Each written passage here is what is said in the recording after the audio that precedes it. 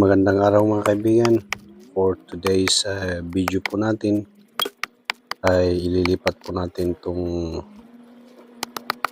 orchids ni Mrs. sa malaking lalagyan. Dahil tapos na ang flowering, ito ililipat na natin. So ang orchids pala kailangan hindi lupa ang ginagamit kasi mabubulok yung mga ugat. So kailangan gamitin natin mga bark ng kahoy.